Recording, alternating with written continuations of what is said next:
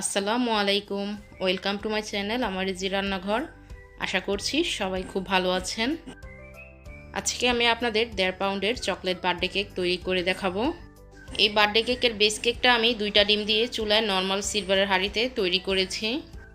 আশা করছি আজকের এই কেকের রেসিপি আপনাদের খুবই ভালো লাগবে। রেসিপি ভালো লাগলে প্লিজ ভিডিওতে একটি লাইক করবেন। চলুন তাহলে এই কেকের রেসিপিটি দেখে নেই।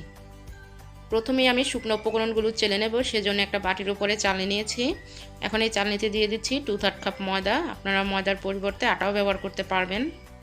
কোকো পাউডার দিয়ে দিচ্ছি 1 টেবিল চামচ, বেকিং পাউডার দিয়ে দিচ্ছি 1 চা চামচ, বেকিং সোডা দিয়ে দিচ্ছি 1/4 চা চামচ, লবণ দিয়ে দিচ্ছি চিমটি পরিমাণ। এখন এই সব কিছু খুব ভালো করে চেলে নেব। চেলে নেওয়ার পর অবশিষ্ট যে অংশটা থাকবে সেই অংশটা ফেলে দেব। চেলে নেওয়া হয়ে গেছে, এখন এই অবশিষ্ট অংশটা ফেলে দিচ্ছি। আর একটা হ্যান্ড উইস্কের সাহায্যে এই শুকনো উপকরণগুলো খুব ভালো করে নেড়েচেড়ে মিশিয়ে নিচ্ছি। শুকনো উপকরণগুলো মিশিয়ে নেওয়া হলে একটা প্লেট দিয়ে ঢেকে এই বাটিটা আমি একটা সাইডে রেখে দিচ্ছি। এদিকে আমি একটা বড় সাইজের বাটিতে রুমের স্বাভাবিক তাপমাত্রার 2টা ডিমের কুসুম আর সাদা অংশ আলাদা করে নিয়েছি। আপনাদের ডিম যদি ফ্রিজের হয়ে থাকে তাহলে ফ্রিজ থেকে 1 ঘন্টা আগে বের করে রাখবেন, কারণ ফ্রিজের ডিম দিয়ে কেক তৈরি করলে কিন্তু কখনোই কেক ভালো হবে না। এখন এই ডিমের সাদা অংশের সাথে দিয়ে দিচ্ছি আধা কাপ চিনি প্লাস আরও 1 টেবিল চামচ চিনি। এখন একটা ইলেকট্রিক বিটারের সাহায্যে প্রথমে লো স্পিডে বিট করে নেব 4 মিনিট, তারপরে হাই স্পিডে বিট করে নেব 3 মিনিট। 7 থেকে 8 মিনিটের মাঝে কিন্তু এই ডিমের ফর্মটা হয়ে যাবে। আপনাদের কাছে যদি ইলেকট্রিক বিটার না থাকে তাহলে কাঁটা চামচ কিংবা হ্যান্ড উইস্ক দিয়েও কিন্তু আপনারা এই ডিমের ফর্মটা তৈরি করে নিতে পারেন। সেই ক্ষেত্রে সময়টা একটু বেশি লাগবে। প্রায় 7 মিনিট পর ডিমের ফর্মটা হয়ে গেছে। যখন এরকম দাগ কেটে নেবেন আর দাগটার সাথে সাথেই মুছে যাচ্ছে না, তখনই বুঝতে পারবেন যে ডিমের ফর্মটা হয়ে গেছে। এখন আমি এই ডিমের ফর্মে দিয়ে দিচ্ছি ডিমের কুসুম 2টা।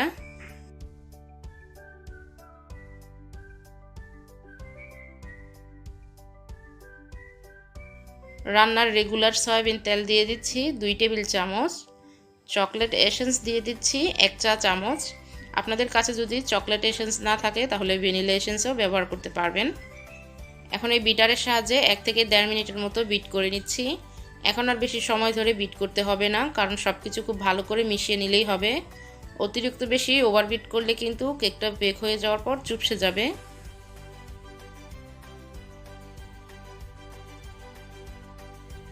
সব কিছু খুব ভালো করে মিশিয়ে নেওয়া হয়ে গেছে। এখন বিটারের কাজ শেষ, আমি বিটারের কাঁটাগুলো সরিয়ে নিচ্ছি। এখন আগে থাকতে যে শুকনো উপকরণগুলো চেলে রেখেছিলাম সেই শুকনো উপকরণগুলো আমি 2 থেকে 3 বারে মিশিয়ে নিব এই ডিমের ফর্মের সাথে। আর নিয়েছি আমি 2 টেবিল চামচ লিকুইড দুধ। এই দুধটাকেও আমি 2 থেকে 3 বারে মিশিয়ে নিব। এখন আমি এই স্প্যাচুলারের সাহায্যে খুবই আলতো হাতে ডিমের ফর্মের সাথে শুকনো উপকরণগুলো মিশিয়ে নিব। শুকনো উপকরণগুলো মিশিয়ে নেওয়ার সময় কিন্তু কোনো তাড়াহুড়া করা যাবে না, তাড়াহুড়া করলে কিন্তু ডিমের ফর্মটা নষ্ট হয়ে যাবে। তো দেখতেই পাচ্ছেন আমি খুবই আলতো হাতে কিন্তু মিশিয়ে নিচ্ছি। আমার এই মিশিয়ে নিতে 3 থেকে 4 মিনিটের মতো সময় লাগে। আপনারা একটু সময় নিয়ে মিশিয়ে নেওয়ার চেষ্টা করবেন, তাহলে আপনাদের কেকটা একদম পারফেক্ট হবে। যারা আমার চ্যানেলে নতুন এসেছেন তারা প্লিজ আমার চ্যানেলটি সাবস্ক্রাইব করে বেল আইকনটি অন করে দেবেন, যাতে করে আমি নতুন কোনো রেসিপি আপলোড করলে সবার আগে রেসিপিটি আপনার কাছে চলে যায়। আর ইতিমধ্যে যারা সাবস্ক্রাইব করে ফেলেছেন তাদেরকে অসংখ্য ধন্যবাদ। তো এভাবে করে আমি বাকি শুকনো উপকরণ আর লিকুইড দুধটা মিশিয়ে নিচ্ছি। খুব ভালো করে সব কিছু মিশিয়ে নেওয়া হয়ে গেছে। এখন এই কেকের ব্যাটারটা আমি একটা হার্ট শেপের মোল্ডে আগে থাকতে তেল ব্রাশ করে বেকিং পেপার বিছিয়ে নিয়েছি। এখন এই কেকের ব্যাটারটা আমি এই মোল্ডে ঢেলে নিচ্ছি। স্পঞ্জ কেক বেক করার ক্ষেত্রে কিন্তু কখনোই মোল্ডের সাইডে তেল ব্রাশ করবেন না, তাহলে কিন্তু কেকটা বেক হয়ে যাওয়ার পর চুপসে যাবে। কেক ব্যাটার ঢেলে নেওয়ার পর এখন আলতো হাতে ট্যাপ করে নিচ্ছি, যাতে করে ভেতরে কোনো বাতাস থাকলে বেরিয়ে যাবে। হালকা হাতে ট্যাপ করা হয়ে গেলে কেকটা বেক করতে চলে যাচ্ছি। সেজন্য চুলায় একটা সিলভার হাঁড়ি আমি আগে থাকতেই 5 মিনিটের জন্য মিডিয়াম হিটে ফ্রি হিট করে নিয়েছি। আর হাঁড়িটাতে আমি একটা স্ট্যান্ড বসিয়ে দিয়েছি, আর এখন এই স্ট্যান্ডের ওপরে এই কেক মোল্ডটা বসিয়ে দিয়েছি। এবার ঢাকনা দিয়ে ঢেকে দিচ্ছি। খেয়াল রাখবেন ঢাকনার সাইড দিয়ে যাতে কোনো তাপ বেরিয়ে আসতে না পারে। তাপ বেরিয়ে আসলে কিন্তু কেকটা বেক হতে অনেক বেশি সময় লাগবে। এখন চুলার আঁচ একেবারে লোতে করে 30 থেকে 40 মিনিটের জন্য আমি এই কেকটা বেক করে নিচ্ছি। কেকটা হয়ে গেছে। আমার এই কেকটা তৈরি হতে 35 মিনিটের মতো সময় লেগেছে। আপনাদের সময়টা আরেকটু কম বা বেশিও লাগতে পারে। তবে আপনারা 30 মিনিট পর থেকে প্রতি 5 মিনিট পর পর চেক করতে থাকবেন যে কেকটা হয়েছে কিনা। এখন আমি একটা সাসলিকের কাঠি দিয়ে চেক করে নিচ্ছি, কাঠিটা ক্লিন এসেছে, তার মানে কেকটা হয়ে গেছে। তো কেকটা চুলা থেকে নামিয়ে পুরোপুরিভাবে আমি ঠান্ডা করে নেব।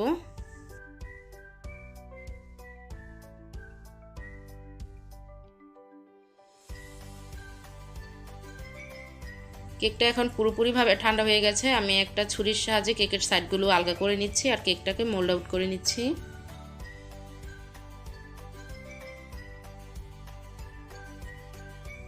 কেকের নিচের বেকিং পেপারটা তুলে এখন ফেলে দেব। আর দেখতেই পাচ্ছেন কেকের নিচেও কিন্তু খুব সুন্দর কালার এসেছে, একটুও পুড়ে যায়নি আর অনেক সফট হয়েছে। আর আমার এই কেকটা কিন্তু ঠান্ডা হয়ে যাওয়ার পর একটুও চুপসে যায়নি। আপনারা যখন বাসায় কেক তৈরি করবেন তখন যার রেসিপি ফলো করেন না কেন, যে কোনো একটা রেসিপি ফলো করে তারপরে কেক তৈরি করবেন, তাহলে দেখবেন আপনাদের কেকও একদম পারফেক্ট হবে। এখন আমি এই কেকটাকে সমান 2টা ভাগে ভাগ করে নিয়েছি, আপনারা চাইলে 3টা ভাগেও ভাগ করে নিতে পারেন। আর দেখতেই পাচ্ছেন কেকের ভেতরটা কিন্তু অনেক বেশি সফট হয়েছে।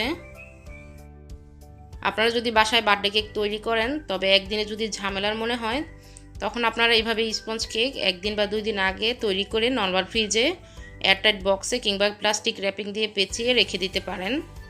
যখন কেক ডেকোরেশন করবেন তার 20 মিনিট আগে কেকটা ফ্রিজ থেকে নামিয়ে নরমাল করে ডেকোরেশন করে নিলেই কিন্তু কেকটা তৈরি হয়ে যাবে। এখন আমি কেকটা ডেকোরেশন করে নেব, সেজন্য কেক বোর্ডে একটু ক্রিম লাগিয়ে নিচ্ছি, তাহলে কেকটা ডেকোরেশনের সময় নড়াচড়া করবে না। এখন আমি কেকের নিচে কিছু কাগজের টুকরা দিয়ে দিচ্ছি, তাহলে কেকটা ডেকোরেশনের সময় কেক বোর্ডটা নষ্ট হবে না, পরিষ্কার থাকবে।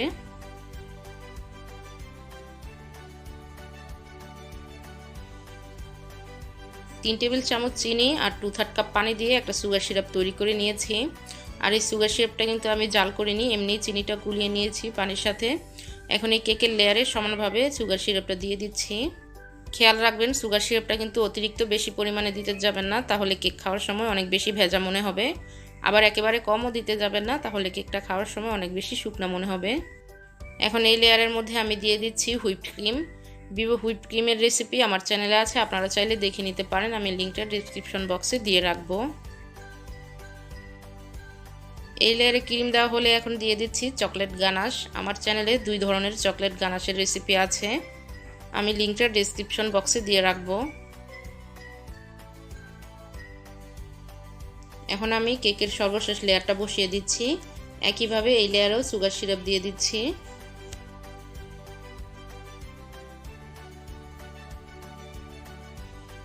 সুগার সিরাপ দেওয়া হলে আমি কেকের ওপরে অল্প করে ক্রিম দিয়ে ক্রাম কোটিং করে নেব। ক্রাম কোটিং করে নিলে কেকের যে ঘুরি ঘুরি একটা ভাব থাকে সেটা আর হবে না। ক্রাম কোটিং করে আমি কেকটাকে আধা ঘন্টার জন্য নর্মাল ফ্রিজের সেট হতে রেখে দিব।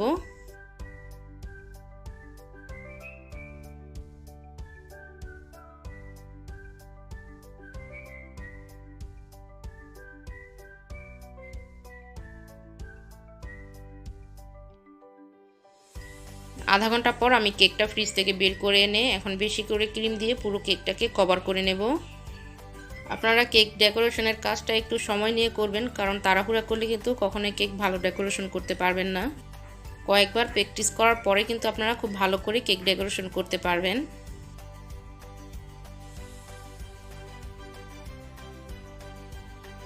ক্রিম দিয়ে আমি পুরো কেকটা কভার করে নিয়েছি। এখন চকলেট গানাশ আমি একটা পাইপিং ব্যাগে ভরে নিয়েছি, আর এখন কেকের সাইডে এভাবে করে সুন্দর করে ডিজাইন করে নিচ্ছি।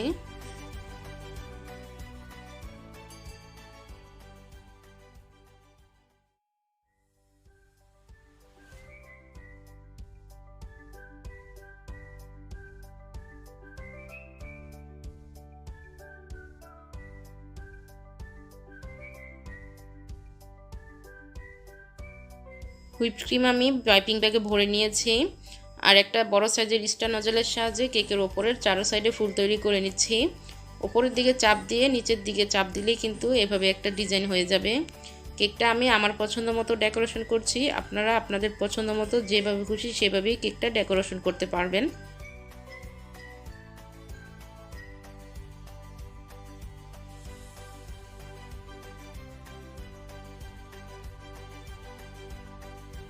এখন আমি কেকের মাঝখানটার খালি জায়গায় এই চকলেট গানাশ দিয়ে পুরো কভার করে নেব।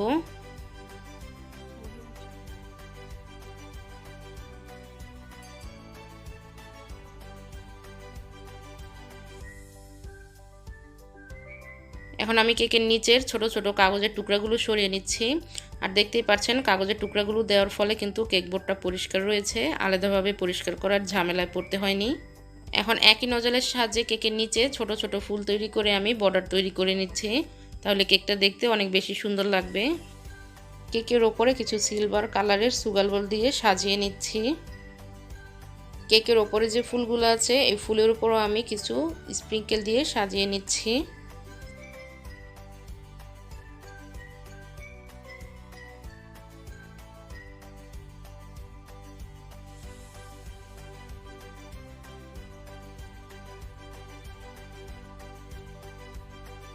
এরই সাথে তৈরি হয়ে গেল চকলেট বার্থডে কেক।